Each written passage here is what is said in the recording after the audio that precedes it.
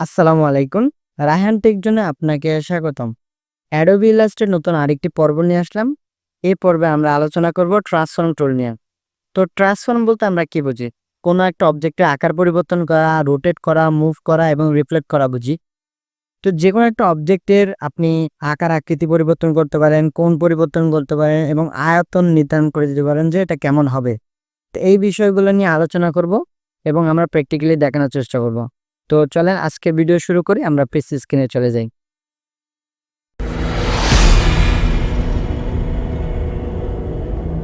Alright, আমরা Illustrator open করে নিলাম। এখন আমরা এই ট্রান্সফর্মের ব্যবহার দেখাবো। তো সর্বপ্রথম আমরা এখানে একটা শেপ ক্রিয়েট করব। এখান থেকে আমরা একটা রেক্টেঙ্গুলার শেপ ক্রিয়েট করে নিব, যাতে আমি খুব সহজে ট্রান্সফর্ম ব্যবহার দেখাতে পারি। তো আমরা ম্যানুয়ালি আমরা নর্মাল ভাবে ট্রান্সফর্মটা কিভাবে করি, আমরা মুভ টুলটা সিলেক্ট করে এখানে আমরা যদি কার্সারটা আনি, আমরা জাস্ট বড় ছোট বা এদিক থেকে চাইলে এদিকে বড় ছোট করতে পারি। এটাই তো মূলত ট্রান্সফর্ম, তাই না? এখন আমরা একটা যদি শেপ নিই এখান থেকে, ঠিক আছে? এই শেপটাকে যদি আমি মুভ টুল সিলেক্ট করে আমি যদি নির্দিষ্ট পরিমাণে শেপ অনুযায়ী যদি বড় ছোট করতে চাই, সেক্ষেত্রে আমরা কি করি, শিফট প্রেস করে ধরে এখান থেকে আমরা যদি ড্র্যাগ করি, এটা একটা শেপ অনুযায়ী বড় ছোট হবে। আর শিফট ছেড়ে দিলে আপনি যেখানে ইচ্ছে সেখানে আপনি এটাকে শেপ বড় ছোট করতে পারেন। আচ্ছা, এইভাবে তো মূলত আমরা ট্রান্সফর্মটা করে থাকি। কিন্তু ইলাস্ট্রেটরে একটা ডেডিকেটেড টুলস দেওয়া আছে, যেটাকে আমরা বলবো ফ্রি ট্রান্সফর্ম। এখানে আমরা দেখতে পাচ্ছি ফ্রি ট্রান্সফর্ম টুল। এটা দিয়ে আপনি আরও বেটার ওয়েতে আপনি ট্রান্সফর্মের কাজটা করতে পারবেন। তো আমরা যদি এখানে ডাবল ক্লিক করি, সেক্ষেত্রে আমাদের এই ট্রান্সফর্ম টুলের যে অপশনগুলো এগুলো চলে আসবে। তো এখানে আমরা প্রথম দেখতে পাবো কনস্ট্রেইন, তারপরে দেখতে পাবো ফ্রিজ ট্রান্সফর্ম, এরপরে দেখতে পাবো পার্সপেক্টিভ ডিসঅর্ড এবং এরপরে দেখতে পাবো ফ্রি ডিসঅর্ড। তো প্রত্যেকটা কাজ আলাদা আলাদা, আমরা প্রত্যেকটা কাজ দেখানোর চেষ্টা করতেছি। এখন আমরা ফ্রি ট্রান্সফর্মটা যদি আমি সিলেক্ট করে দেন আমরা এখানে যদি আনি, সেক্ষেত্রে দেখবো আমাদের কার্সারটা চেঞ্জ হয়ে গেছে। আমরা এখান থেকে ড্র্যাগ করলে আমাদের এটা একটা শেপ অনুযায়ী বড় ছোট হচ্ছে, যেটা আমরা মুভ টুলের মাধ্যমে শিফট প্রেস করে করছিলাম। এখন আপনি আপনার ক্ষেত্রে যেটা ইজি হবে, আপনি এখান থেকে টুলস ব্যবহার করে করতে পারেন, অথবা মুভ টুল সিলেক্ট করেও আপনি এই কাজটা করতে পারেন। যেটা আপনার ইজি হবে সেটাই আপনি করতে পারবেন। এখন এটা দিয়ে আপনি ফ্রি ট্রান্সফর্মটা করতে পারতেছেন। প্লাস আপনি এখানে যদি শিফট প্রেস করেন সেম কাজটাই করবে, একটা শেপ অনুযায়ী বড় ছোট হবে। শিফট ছেড়ে দিলে আপনার যে আপনার ইচ্ছা মতো এটা ট্রান্সফর্ম করতে পারবেন। এখন আমরা এটা ডিলিট করে দেব। আমাদের যে শেপটা আছে এই শেপটা আমরা নেক্সট টুলটা ইউজ করব। এখানে আমরা পার্সপেক্টিভ ডিসঅর্ট এটা ব্যবহার করব। এখানে আমরা ক্লিক করলে আমরা এখান থেকে যে 4টা পয়েন্ট দেখতে পাচ্ছি, এই 4টা পয়েন্টটাকে আমি একসাথে মুভ করে দিতে পারবো। কিভাবে? চাইলে আমি এখান থেকে যদি এটাকে মুভ করি, সেক্ষেত্রে দেখবো 2টা একসাথে মুভ হচ্ছে, একই মেজারমেন্টে মুভ হচ্ছে। আমি চাইলে যে কোনো ডিজাইনের ক্ষেত্রে এই কাজটা করতে পারি খুব ইজিভাবে। দেন আমি যদি চাইলে এখান থেকেও সেমভাবে একই সাথে আমরা এই কাজটা করতে পারি। এটা হচ্ছে পার্সপেক্টিভ ডিসঅর্ডারের কাজ। সেমভাবে এখান থেকে আপনি চাইলে একসাথে মুভ করাইতে পারেন। সেক্ষেত্রে আমরা যখন মুভ টুল দিয়ে এই কাজটা করতে যাবো, পারফেক্টলি হবে না, যেটা আমি পার্সপেক্টিভ ডিসঅর্ডের মাধ্যমে করতে পারবো। দেন এরপরে হচ্ছে যে ফ্রি ডিসঅর্ড। ফ্রি ডিসঅর্ডের কাজ হচ্ছে যে আপনি কর্নারটাকে মুভ করাইতে পারবেন। সাপোজ আপনি এখান থেকে এখানে ক্লিক করে আমরা এই কর্নারটাকে ধরে আমি চাইলে এটাকে মুভ করে দিতে পারবো। হ্যাঁ, এরপরে চাইলে আমি এই কর্নারটাকে ধরে এখান থেকে মুভ করে দিতে পারবো। এভাবে যে কাজটা আমরা ডাইরেক্ট সিলেকশন টুলের মাধ্যমে করছিলাম, যেমন আমরা এখান থেকে যখন ডাইরেক্ট সিলেকশন টুলটা সিলেক্ট করব, এটাকে আমরা সিলেক্ট করে এই কর্নারটাকে আমি মুভ করে দিতে পারতাম। সেম ভাবে এখানে ফ্রি ডিসঅর্ডের কাজটা করতেছে।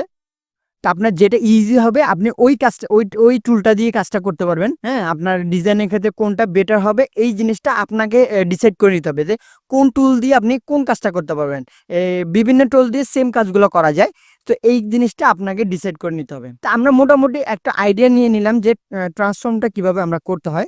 এরপরে ট্রান্সফর্মে আরো কিছু মজার মজার কাজ আছে, আমরা এগুলো ডিলিট করে দিচ্ছি। এখন আমরা অবজেক্টে চলে যাব। দেন এখানে আমরা ট্রান্সফর্ম অপশন দেখতে পাবো, বাট এটা হাইড করা আছে। কেন আছে? এটা আমাদের এখানে একটা অবজেক্ট লাগবে, এটা শেপ ক্রিয়েট করে নিলাম। দেন আমরা অবজেক্টে চলে গেলে আমাদের ট্রান্সফর্ম শো হবে। দেন এখানে বেশ কিছু অপশন আমরা দেখতে পাবো, যেমন মুভ, রোটেট, রিফ্লেক্ট। এই কাজগুলো যখন আমরা করব, যেমন আমি যদি কোনো মুভ করি, এই সেম কাজটা আমি বারবার এখানে ম্যানুয়ালি করা লাগবে না, আমরা ট্রান্সফর্ম এগেনের মাধ্যমে সেম কাজটা আমরা শর্টকাটের মাধ্যমে করে ফেলতে পারবো। এই শর্টকাট হচ্ছে যে কন্ট্রোল ডি, এটা আপনি মুখস্থ রাখবেন। তো প্রথমে আমরা যখন এই শেপটার আমরা মুভ করতে যাব, আমরা এটা অনেকভাবে আনতে পারি। যেমন আমরা যদি এখান থেকে শেপের এখান থেকে যদি আমি রাইট বাটন ক্লিক করি, সেক্ষেত্রে এখানে ট্রান্সফর্ম দেখতে পাবো, এখানেও সেম অপশনগুলো আছে। আপনি চাইলে দুইভাবে এটা বের করতে পারেন। তো আমরা এখান থেকে আনি, অবজেক্ট থেকে আনি ট্রান্সফর্ম। এখন আমরা এখানে মুভ অপশনে ক্লিক করব। তো এখানে আপনি চাইলে তো মুভ টুল দিয়ে মুভ করতে পারেন, অথবা এখানে ম্যানুয়ালি আপনি কিছু পয়েন্ট আকারে আপনি মেজারমেন্ট করে সেম ভাবে আপনি এখান থেকে মুভ করাইতে পারেন। যেমন এখানে হরিজেন্টালি আছে, ভার্টিক্যালি আছে, ডিস্টেন্স আছে, আপনি অ্যাঙ্গেলটা চেঞ্জ করে দিতে পারেন। আর এই মেজারমেন্টটা কিভাবে করবেন আমি দেখাই দিচ্ছি। আপনি এখান থেকে কন্ট্রোল আর প্রেস করলে আপনার এখানে রুলারটা চলে আসবে। এখান থেকে চাইলে আপনি রেখা টানতে পারেন, এবং এখান থেকে আপনি কন্ট্রোল প্রেস করে এখান থেকে একটা রেখা টানতে পারেন। এভাবে করে আপনি এখান থেকে পয়েন্টটা সিলেক্ট করতে পারবেন।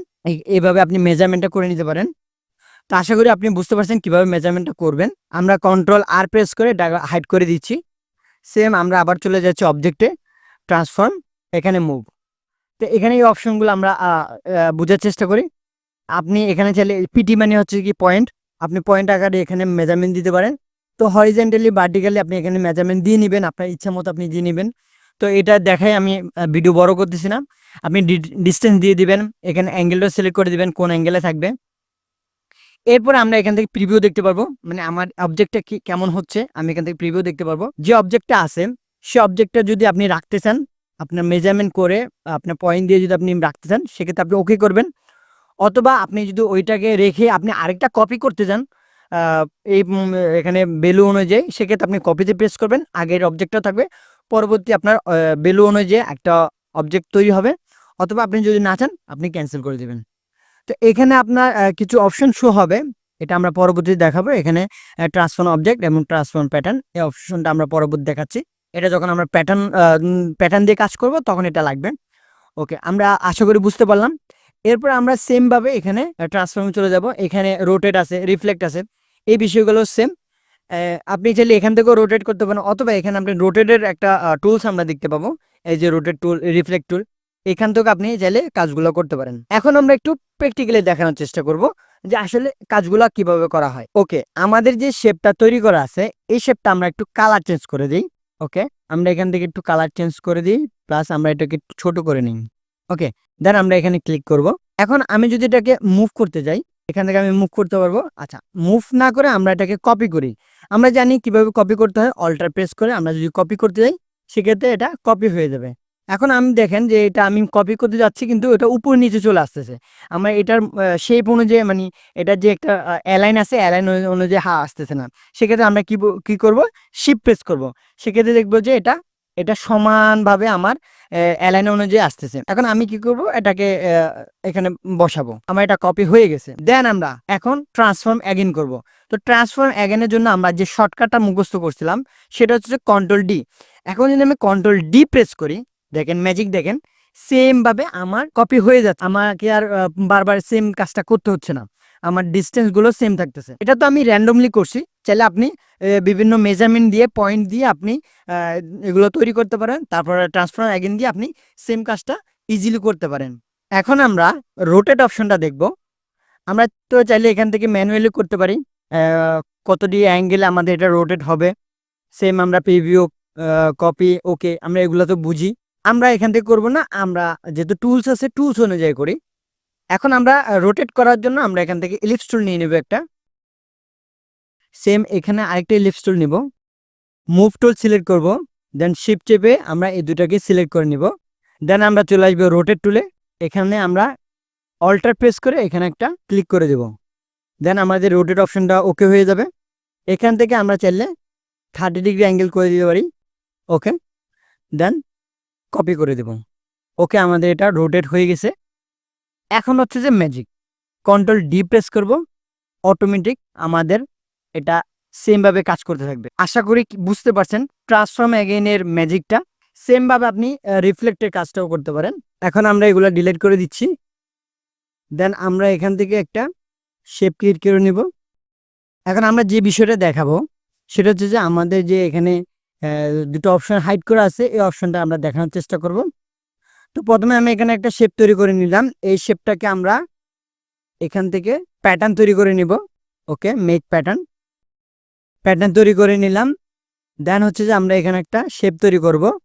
ওকে, এই শেপটাকে আমরা একটু বড় করে নেই। দেন আমরা এখান থেকে প্যাটার্নটাকে সিলেক্ট করে দেব।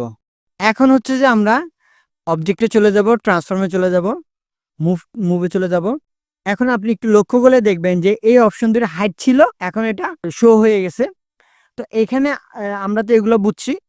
এই এই দুইটার কাজ হচ্ছে যে আপনি যদি চান যে আপনি শুধু অবজেক্টটাকে চেঞ্জ করবেন, সেক্ষেত্রে আপনি ট্রান্সফর্ম অবজেক্ট এখানে রাখতে পারেন। আর আপনি যদি চান যে না, আপনার ভিতরে অবজেক্টের ভিতরে যে প্যাটার্নটা অ্যাপ্লাই করছেন, এই প্যাটার্নটাকে মুভ করবেন বা রোটেট করবেন বা কপি করবেন, আরো কিছু প্যাটার্ন অ্যাড করবেন এখানে, সেক্ষেত্রে আপনি এখানে প্যাটার্ন ট্রান্সফর্ম করতে পারেন। আপনি এখান থেকে যে কোনো একটা সিলেক্ট অবশ্যই রাখতে হবে। আপনি যদি শুধুমাত্র প্যাটার্নটাকে সিলেক্ট করেন, সেক্ষেত্রে আপনি এটা হাইড হয়ে যাবে।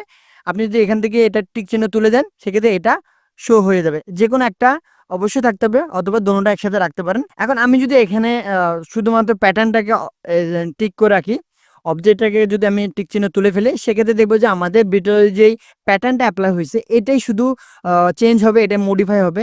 সেক্ষেত্রে আমি এখান থেকে চাইলে আমি অ্যাঙ্গেলটা চেঞ্জ করে দিতে পারি।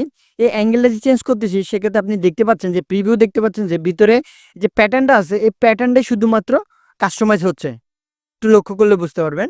সেক্ষেত্রে আমি চাইলে এখানে কপি করতে পারবো, আবার এটাকে চাইলে মুভ করতে পারবো, এটাকে আমি ওকে করে রাখতে পারি।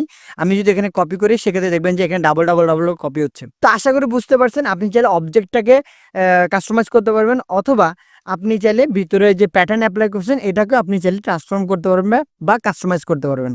তো আশা করি টোটাল আমার যেই ট্রান্সফর্মের বিষয়টা এটা বুঝতে পারছেন। আপনি অবশ্যই ট্রান্সফর্ম এগেনের যেই শর্টকাটটা কন্ট্রোল ডি, এটাকে আপনি অবশ্যই মনে রাখবেন, কারণ এটা আপনার কাজকে অনেক হেল্প করবে। অনেক সময় অনেক দরকারে আমাদের এটা প্রয়োজন হয়। তো আশা করছি আমরা বুঝাইতে পারছি বা আপনারাও বুঝতে পারছেন। তো আজকের পর্ব এই পর্যন্তই। নেক্সট পর্ব নিয়ে আসবো খুব শিগগিরই।